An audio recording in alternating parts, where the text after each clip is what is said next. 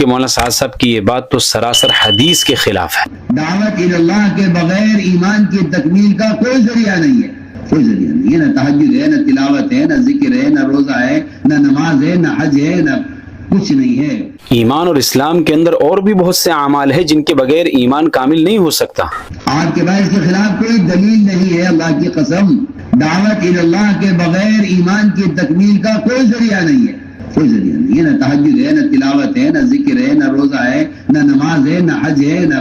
کچھ نہیں ہے۔ میں کھل کر کہہ رہا ہوں، دلائل کے ساتھ عرض کر رہا ہوں۔ جیسا کہ آپ نے سنا مولانا سعد صاحب نے یہ بیان 2025 فروری کھارگھر کے تبلیغی اجتماع میں دیا۔ مولانا محترم کی بات کیوں غلط ہے اس پر نقلی دلائل یعنی قرآن و سنت سے دلائل تو میں بعد میں دوں گا، پہلے اس پر ایک عقلی دلیل بھی لے لیجئے۔ مولانا محترم کی بات میں جو غلطی اور لاجیکل فیلیسی ہے اس کو ایک حصی مثال سے سمجھیے۔ مولانا محترم نے یہ دعویٰ کیا کہ دعوت کے بغیر ایمان کامل نہیں ہو سکتا۔ یہ ایسا ہی ہے جیسے کہ ہمارے ملک ہندوستان کے بارے میں کوئی یہ کہے کہ گجرات کے بغیر ہندوستان کامل اور مکمل نہیں ہو سکتا، تو ایسے شخص کو یہ جواب دیا جائے گا کہ چلو ہمارا ظرف وسیع ہے، ہم نے آپ کی بات مان لی کہ گجرات کے بغیر ہندوستان کامل اور مکمل نہیں ہو سکتا، لیکن سوال یہ ہے کہ ہندوستان کے کامل اور مکمل ہونے میں صرف گجرات کی کیا خصوصیت ہے؟ یہ بات تو ہندوستان کے ہر سٹیٹ کے بارے میں آپ کہہ سکتے ہیں کہ مہاراشٹر کے بغیر بھی ہندوستان کامل اور مکمل نہیں ہو سکتا، اتر پردیش والے کہیں گے کہ اتر پردیش کے بغیر بھی ہندوستان کامل اور مکمل نہیں ہو سکتا، یہاں تک کہ لکشدیپ اور انڈمان نکوبار آئلینڈز جو جغرافیکلی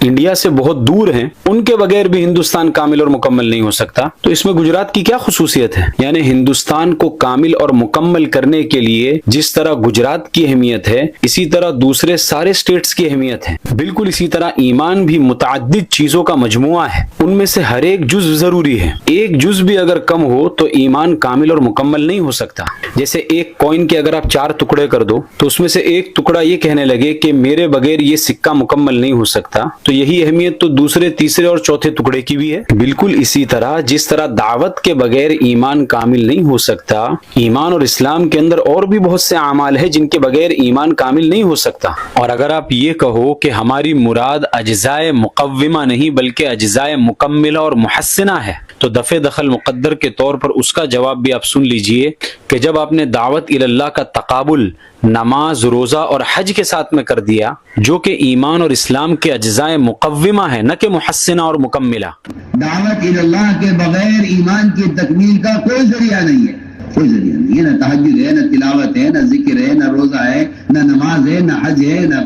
کچھ نہیں ہے۔ تو اب آپ کی یہ وضاحت کرنا کہ ہماری مراد اجزائے مکملہ اور محسنہ ہے نہ کہ مقومہ، یہ وضاحت لغو ہے۔ مولانا محترم سعد صاحب اگر صرف اتنا کہہ کر رک جاتے نا تو شاید ہم اپنے ویڈیو کو اسی بات پر ختم کر دیتے، لیکن مولانا محترم نے اس کے آگے جا کر یہ تک کہہ دیا اللہ کی قسم دعوت اللہ کے بغیر ایمان کی تکمیل کا کوئی ذریعہ نہیں ہے۔ آپ کے پاس اس کے خلاف کوئی دلیل نہیں ہے، اللہ کی قسم دعوت اللہ کے بغیر ایمان کی تکمیل کا کوئی ذریعہ نہیں ہے۔ یعنی دعوت اللہ کے ذریعے سے ایمان کی تکمیل کو صرف ثابت نہیں کیا بلکہ دوسرے سارے اعمال کی نفی اور انکار کر دیا کہ کسی بھی چیز کے ذریعے سے ایمان کامل ہو ہی نہیں سکتا، اور پورے ایمان کو سمیٹ کر دعوت اور تبلیغ میں بند کر دیا۔ یہی بدعت کی شان ہوتی ہے۔ آپ کسی بھی بدعتی گروپ کو اٹھا کر دیکھ لیجئے، بدعتی گروپ کے نزدیک ان کا جو ایک مخصوص عمل ہوتا ہے جس سے ان کی پہچان ہوتی ہے وہ پورے اسلام اور ایمان کو اسی میں سمٹا ہوا مانتے ہیں۔ بریلویوں کو آپ دیکھیے، ان کے نزدیک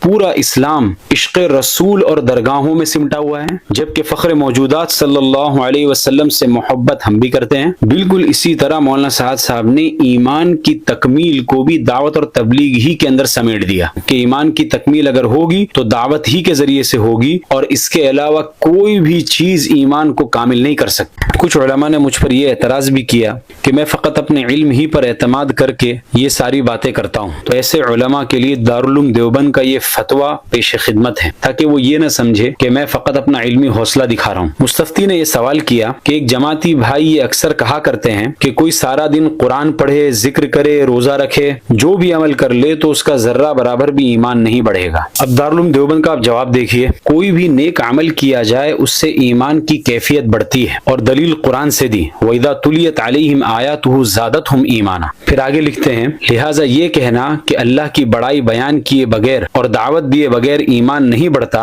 یہ بات درست نہیں ہے۔ اللہ کی کبریائی بیان کرنا اور مخلوق کو اس کی طرف بلانا ایک مستحسن عمل ہے، لیکن اس عمل کا دوسرے اعمال سے تقابل کرتے ہوئے ایمان کے بڑھنے کو صرف ایک عمل میں منحصر ماننا ناواقفیت کی بات ہے۔ پھر مفتی سلمان صاحب منصور پوری دامت برکاتہم کی کتاب نخبۃ المسائل جو کتاب النوازل کا تتمہ ہے، اس میں بھی مفتی صاحب سے کسی نے اسی طرح کا سوال پوچھا تو مفتی صاحب کا جواب سنیے۔ کسی کا یہ کہنا کہ بغیر دعوت اور تبلیغ کے ایمان مکمل نہیں ہوتا، یہ غلو کی بات ہے۔ یہ دونوں فتوے ہم نے اس لیے پیش کیے تاکہ لوگ یہ نہ سمجھیں مولانا سعد صاحب کا اس مسئلے کے اوپر رد کرنا یہ صرف ہمارا تفرد ہے، بلکہ مولانا سعد صاحب کی یہ بات تو سراسر حدیث کے خلاف ہے۔ اب جس کے جی میں آئے وہی پائے روشنی، ہم نے تو دل جلا کے سر عام رکھ دیا۔ ذالک ذکریٰ للذاکرین، یہ نصیحت ہے نصیحت ماننے والوں کے لیے۔ ھذا وصلی اللہ علیہ وسلم۔